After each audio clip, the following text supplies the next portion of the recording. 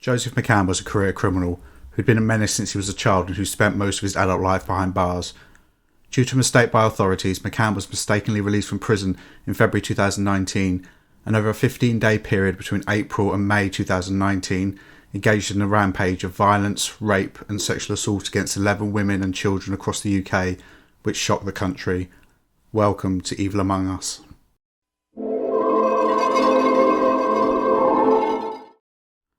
Joseph McCann was born on the 8th of February 1985 in London to a Scottish builder and a mother who apparently had links to the Irish traveller community. By 1995, the McCann family had moved to the Beswick estate in the impoverished area of Manchester in the northwest of England. From 1996, McCann and his older brother Sean and his younger brother Michael engaged in a campaign of terror against the people in the local community, including repeatedly stealing cars and then setting them on fire. They also stole with impunity, including simply walking into shops and walking out with handfuls of items, threatening anyone who stood in their way. They were also reported to have specifically targeted children in order to rob them, as well as mugging old ladies. These boys considered themselves untouchable. When he was 13 years old, McCann had his first brush with the law and was convicted of theft. This was the first of many, with him also being charged and sentenced for criminal damage, handling stolen goods and possession of knives. This same year, 1998, neighbours had filmed enough evidence to get the family evicted and they moved to another part of Manchester. However, the brothers continued to return to the area and victimise the community.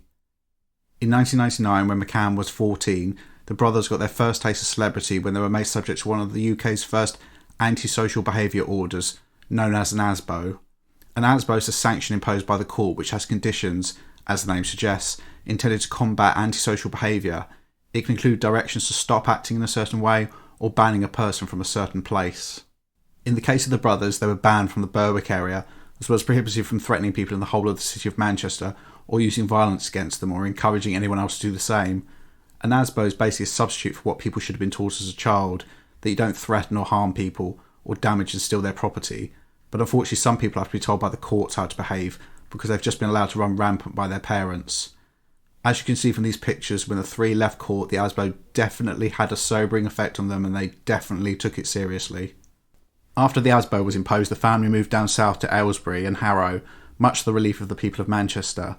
After they left, crime in the Beswick area dropped by a third and takings in the local shop were up approximately £14,000.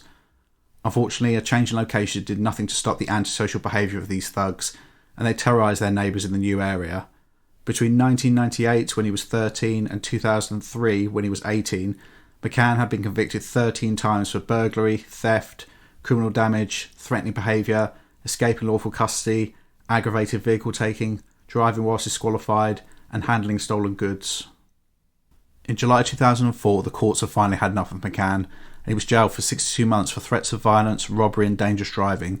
This meant that he would serve half in prison and the rest supervised on licence by probation. When someone is released on licence, there are conditions attached which, if breached, means they can be sent back to prison. An obvious one is not to commit any more crimes. However, it's clear that McCann was someone who had no willingness to follow any rules, and after being released initially in September 2007, he only lasted 2 months before committing another burglary in November 2007 and then going on the run. The next month he committed an aggravated burglary, which, in the UK, is a burglary where violence is involved. In this case, McCann broke into the home of an 85-year-old man and during the course of the burglary threatened to stab the pensioner in the eye if he refused to hand over money. McCann managed to evade authorities for another few weeks until he was eventually arrested in January 2008, and in September 2008 he was sentenced to what was known as an indeterminate sentence for public protection, or IPP. These sentences, which no longer exist, basically acted just like a life sentence, with the offender having a minimum tariff, usually much lower than those who commit murder, and they have to be granted release by the parole board, and they're then supervised the rest of their lives and can be returned to prison at any point. They're imposed to cover those people who, although they had not committed murder, were considered dangerous repeat offenders for other serious crimes. If a person is returned to prison on their IPP sentence, then they can only be released if the parole board approve it. In the case of McCann, he was ordered to serve a minimum of 2 years and 6 months, but, due to his violent behaviour in prison and remorselessness, he was turned down for parole 4 times, before eventually being released in March 2017, after serving almost 9 years. This didn't last long though, as he committed another burglary in July 2017, just 4 months later. He went back before the courts again in January 2018, and was given a further sentence of 3 years. There are a lot of dates already mentioned, but just to give you some perspective on McCann's criminality, over the 13 years between 2004 and 2017, McCann was only in the community for about 8 months. Most of that was time on the run after committing further offences. This is a man who had no stake in society, and each time he was in the real world would almost immediately find people to victimise. It was a mistake by the authorities that ultimately led to McCann being released to go on his rampage, and I'll try to explain this mistake as simply as I can. Basically, when McCann got the 3-year sentence in 2018, probation should have then followed a process to make sure the prison was aware that because he had an IPP sentence, he should only be released when the parole board said so, and not at the middle of his 3-year period like other offenders. However, probation didn't complete the process and file the relevant paperwork, and so, after 18 months, McCann was released from prison. I can only imagine what was going through McCann's head. He must have thought all of his Christmases had come at once. He must have known that because of his offending history and the fact it took almost 9 years for the parole board to grant his release last time, he was looking at spending potentially another decade of his life behind bars. However, because of a mistake, he was walking free 18 months later on the 15th of February 2019. This mistake was spotted, but only after McCann was released and there was nothing that could be done. He just had to be managed. But, true to form, he went straight back to offending within months, specifically 65 days. But what McCann did next was on the cover of every paper in the UK and sickened the nation.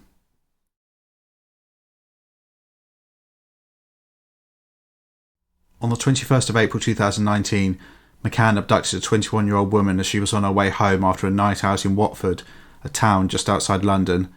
She was talking on her phone when McCann approached and put his arm around her and placed a blade of a knife against her neck. He then marched her to his car and, using threats of violence, gained her address. He then drove her to her home and raped her in her own bed before fleeing the scene.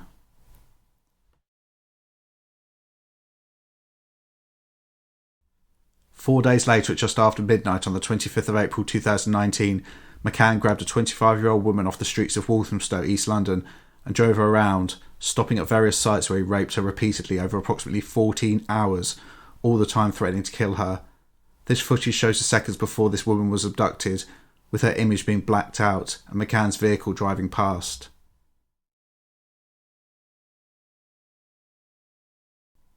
It's clear that McCann did not care who saw his offending, and this CCTV footage is stunning as it shows McCann pulling up to the drive-thru of a McDonald's with the woman he had just abducted and raped sat next to him.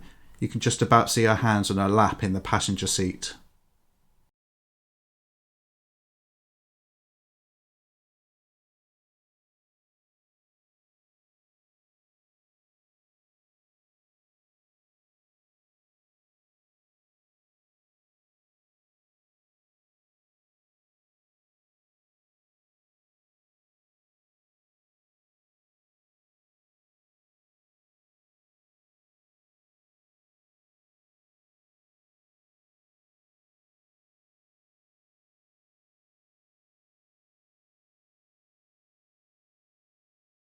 That afternoon, McCann travelled to Edgware in North London and, while still with the previous victim in his car, tried to abduct two sisters in broad daylight. One was able to escape, but unfortunately one, a 21-year-old woman, was bundled into the car and driven away whilst her sister had to stand there and watch. McCann then drove to a hotel, as seen in this CCTV footage, with both women sat in the car outside you can see in the background. No doubt he wanted to get a room in order to rape both victims.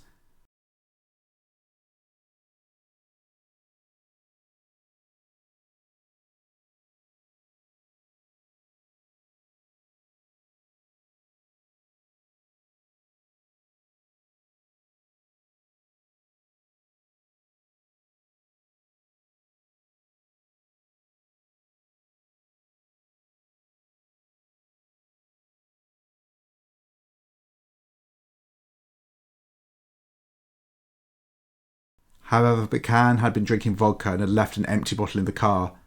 When he came back and ordered the women to leave, one of them smashed him over the head and they both ran off. McCann chased them, but they managed to get the attention of some builders in the area who went to confront McCann, who sped off.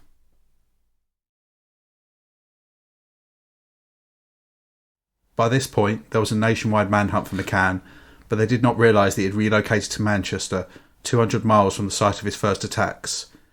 In the early hours of May the 5th, 2019, McCann went into a bar in Manchester and approached a woman in her 30s who was enjoying a night out.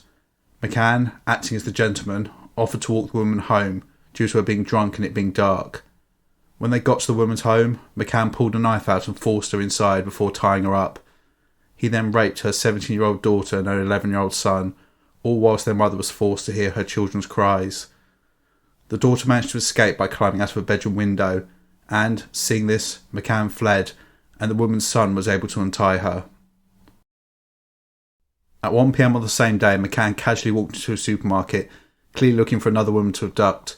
He saw an opportunity when he left and went into the car park, where he jumped into the passenger seat of a 71-year-old woman's car, who he told to drive.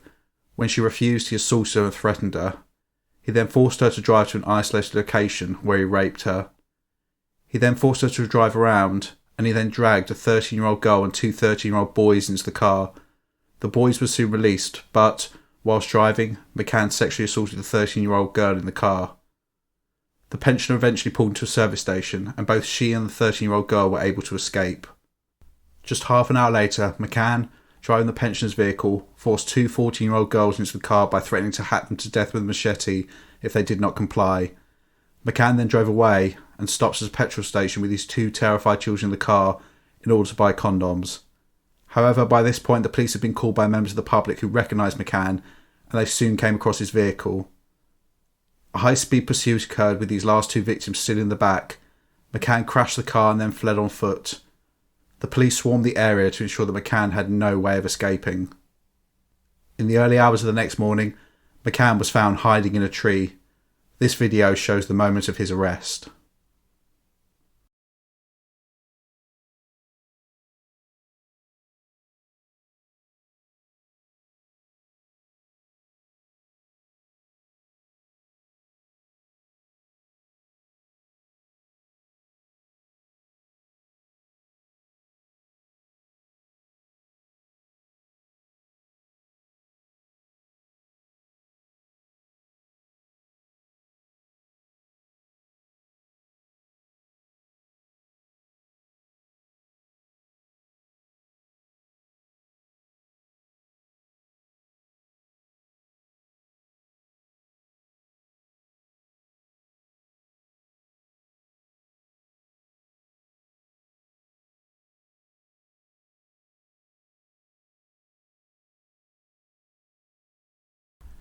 Despite overwhelming evidence of his guilt, McCann pleaded not guilty to all charges, forcing the matter to go to trial at the Old Bailey in London, which began on November the 12th, 2019.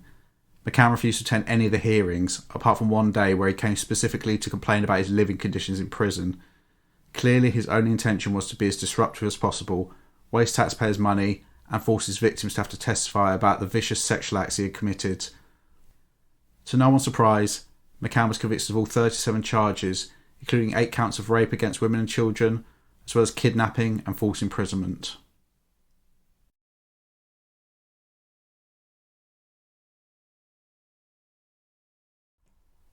True to form of being an absolute coward, McCann did not attend his sentencing hearing on the 9th of December 2019 before Mr Justice Eddis.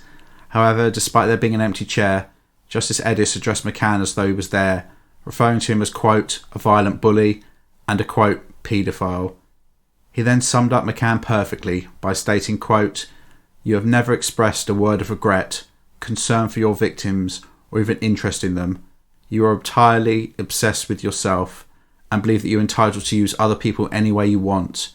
In your world, other people exist only for your pleasure, and you have no ability to see the world through anyone's eyes but your own. You are a classic psychopath. I do not think you will ever cease to be a danger until old age deprives you of the strength to commit serious sexual offences. I have no medical evidence to confirm any of this because you would never cooperate with any medical examination. I do not need any. Justice Eddis then sentenced him. Joseph McCann was sentenced to life imprisonment with a minimum tariff of 30 years before he can apply for parole. However, this was then increased to a minimum of 40 years by the Court of Appeal in December 2020. So McCann will be in his mid-70s before he's eligible to even apply for parole, but given his offending, I'd be surprised if he's ever considered safe to be released.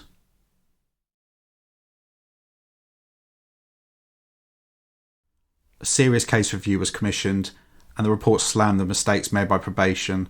Essentially, it concluded that due to the negligence of staff, McCann had been released when, during the entire time he committed these offences, he should have been firmly under lock and key. At least one member of staff involved in this case was sacked, and another was demoted.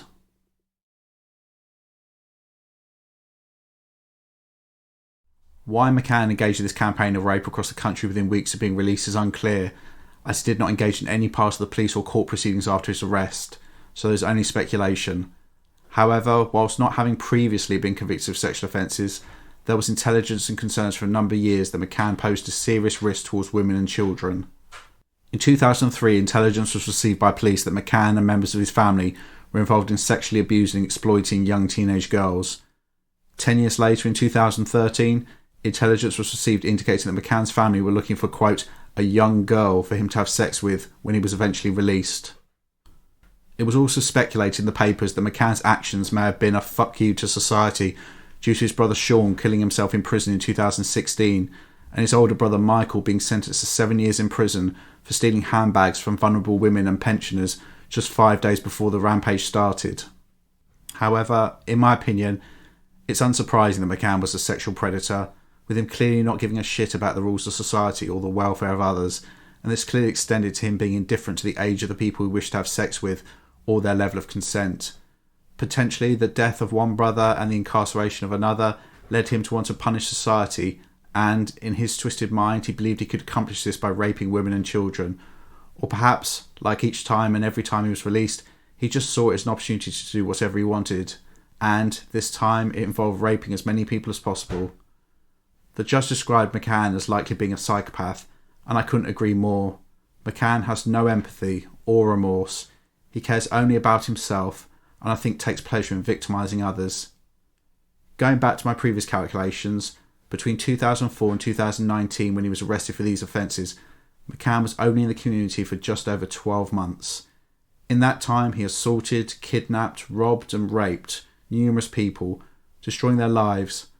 Hopefully, those 12 months are the last he ever sees of freedom for the rest of his miserable life. Joseph McCann is, in my opinion, the epitome of evil. So, what are your thoughts on this case? Why do you think McCann committed these offences? Feel free to comment below, and don't forget to like and subscribe to the channel. New videos are uploaded twice a week, on a Sunday and a Wednesday. Thank you for watching, and see you in the next one.